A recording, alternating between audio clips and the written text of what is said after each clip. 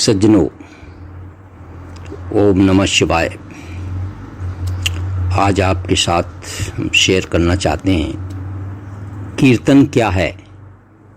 कीर्तन क्या है और उससे हमारे जीवन पर क्या प्रभाव पड़ता है, इसके क्या चमत्कार, क्या अद्भुत लाभ हैं, इसके बारे में हम आपसे आज चर्चा कर रहे हैं, अपनी चर्चा को साझा कर रहे हैं।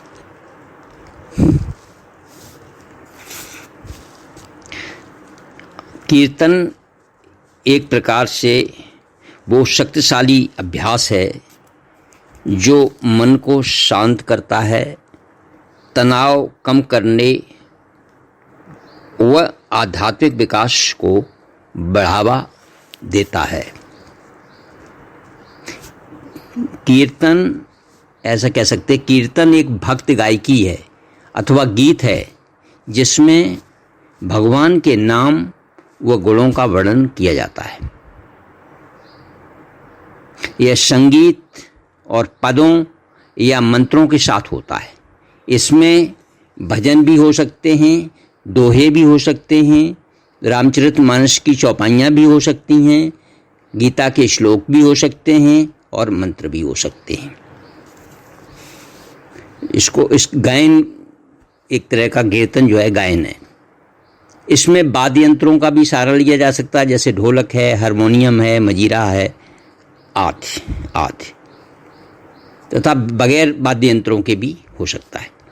वो हर आदमी संगीत सुनना चाहता है, कीर्तन गाता है, गुनगुनाता है, या उसकी इच्छा होती है सुनने की, ये शब्द सुनने की।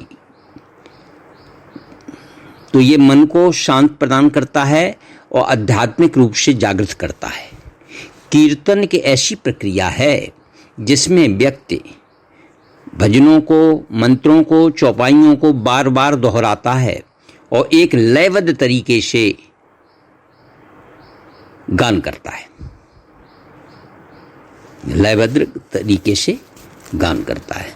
अब इसके बारे में हम ये भी जान लेते हैं, इसके लाभ, अद्भुत लाभ क्या क्या है। ये मन को जो है तनाव से मुक्त करता है, स्ट्रेन हमारी कम करता है और शांत करता है, हमको पीस देता है, पॉजिटिव एनर्जी देता है, नेगेटिव एनर्जी को दूर करता है, आध्यात्मिक विकास करता है।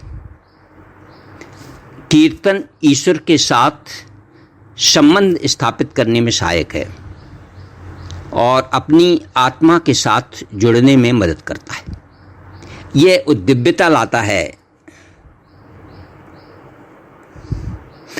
और हमारी जो नई ऊर्जा हम महसूस करते हैं, इसमें आनंद महसूस करते हैं, ये उत्साहवर्धक है, उत्साह का प्रदाता है, उत्साह बढ़ाता है। यह सामूहिकता को भी बढ़ावा देता है कि कीर्तन समूह में भी किया जा सकता है। इससे समुदायों को आपस में जोड़ने की भावना पैदा होती है, ये विकसित होती है। कीर्तन करने के लिए आपको एक शांत स्थान चाहिए, एक शांत स्थान की आवश्यकता महसूस होती है। चाहे आप मंदिर में भी कर सकते हैं। इसको क्यों आवश्यकता महसूस होती है एकांत की, कि जहां आप बिना किसी बाधा के ध्यान केंद्रित कर सकते हैं। घर हो, मंदिर हो या आध्यात्मिक केंद्र हो। तो ये जो है कीर्तन क्या है, कीर्तन के क्या लाभ हैं, और ये हमने आपके साथ में शेयर कर रहे हैं। कीर्तन जोर जोर से भी होता है और इसमें संख्या का कोई हिसाब नहीं रखा जाता। यही जप और कीर्तन में भेद है। जप जितना गुप्त होता है उसका उतना ही अधिक महत्व है, परंतु कीर्तन जितना ही जोर से होता है, गगनभेदी होता है, स्वर में होता है, उतना ही उसका महत्व बढ़ता है।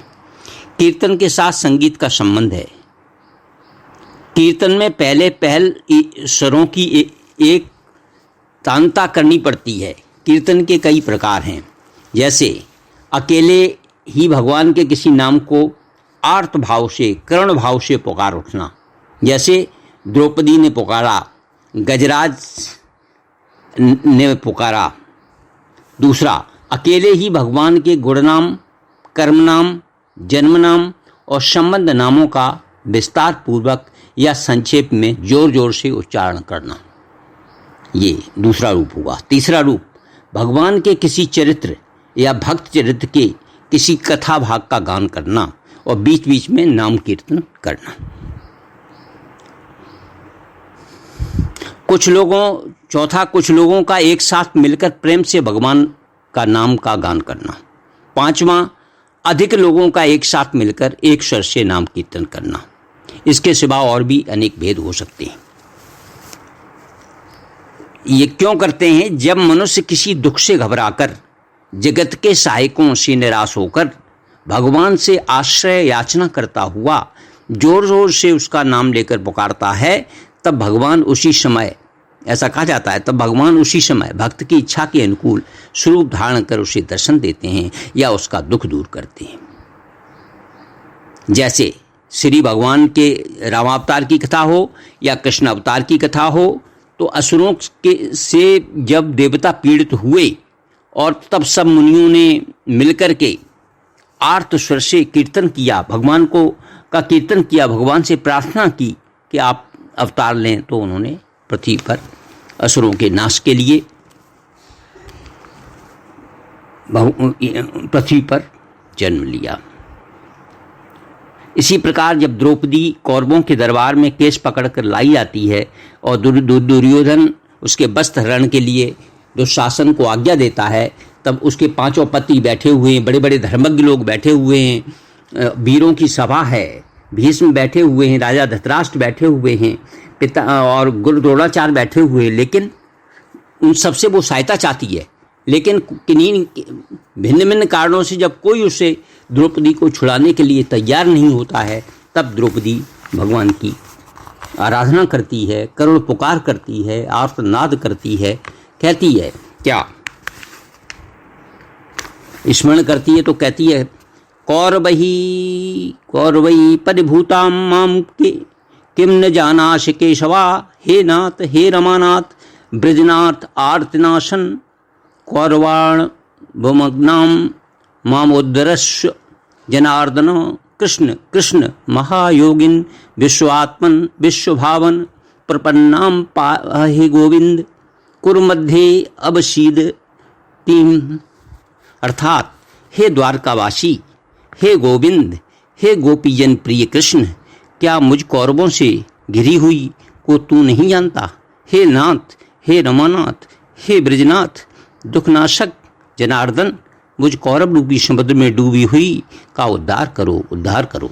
हे विश्वात्मा विश्वभावन कृष्ण, हे महायोगी कृष्ण, कौरवों के बीच में हताश होकर तेरे शरण आने वाली तू मुझको बचा। तो ये जब उनकी व्याकुलता नाम कीर्तन का फल तत्काल होता है, तो वो क्योंकि वो सबकी आशा छोड़कर केवल परमात्मा का भरोसा कर उसे एक मन से पुकारता है कोई, तो करुणासिंधु भगवान एक क्षण भी निश्चिंत और स्थिर नहीं रह सकता है, उसे भक्त के काम के लिए दौड़ना ही पड़ता है। तो वही द्रौपदी के साथ में हुआ कि उन्होंने वस्त्रावतार एक तरह का लिया और उनकी जो साड़ी खींच रहा था दुर्योधन, उसको साड़ी को बढ़ा दिया और इतना बढ़ाते रहे कि दुशासन साड़ी खींचते खींचते थक कर मुँह नीचा करके बैठ गया। और इस तरह से द्रौपदी की लाज उस सभा में बची और उसका मान रह गया। भगवान कीर्तन का यह फल प्रत्यक्ष लाभ आपको देखने को मिलता है। इसी तरह गजेंद्र मोक्ष की कथा आती है। गजेंद्र मोक्ष में जब मगरमच्छ उसको हाथी को पकड़ लेता है और फिर वो आर्तनाद और उसमें खींच करके ले जाता है नदी में, तो वो आर्त स्वर से भगवान को याद करता है। गजेंद्र आर्त स्वर से आर्तनाद करते हुए जब वो भगवान की प्रार्थना करता है भगवान से, तो इस तरह से वो गजेंद्र को मोक्ष मिलता है और वो उससे छूटता है मगरमच्छ के जबड़े से। तो ये है कीर्तन। तो कीर्तन का जो लाभ है वो हमने आपसे वो किया। कीर्तन क्या है, कीर्तन की विधि क्या है, कीर्तन कितने तरह के होते हैं और क्या क्या इससे वो है। तो आर्तनाद करके, भगवान का आर्तनाद पुकारने से आपका मन जो है शांत होता है, प्रसन्नता प्राप्त होती है और आपका जो अटेंशन है वो भगवान के प्रति होता है। तो एक तरह से कह सकते हैं हमारे आध्यात्मिक विकास में आत्मज्ञान के लिए ये उसमें सहायक है, वृद्धि में सहायक है। ओम श्री परमात्मा ने नमः, परमात्मा ने नमः, श्री परमात्मा ने नमः। ये वीडियो हमने आपके साथ कीर्तन के महत्व के बारे में शेयर किया। तो अगर आपको हमारा ये वीडियो पसंद आए तो कृपया इसे लाइक करें, शेयर करें, सब्सक्राइब करें, तो और लोगों को भी, ज़्यादा से ज़्यादा लोगों को फॉरवर्ड करें और सभी लोग इसका लाभ प्राप्त कर सकें और कीर्तन के लाभ से वो भी लाभान्वित हो सके। धन्यवाद।